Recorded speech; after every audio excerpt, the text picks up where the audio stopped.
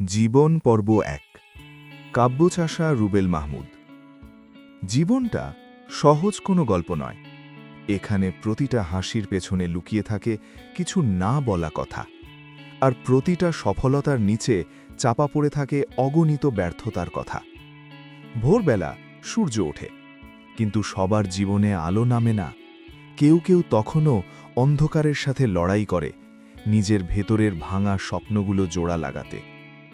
মানুষ বাঁচে আশায়, কিন্তু সেই আশাই কখনো কখনো সবচেয়ে বড় প্রতারণা হয়ে দাঁড়ায়।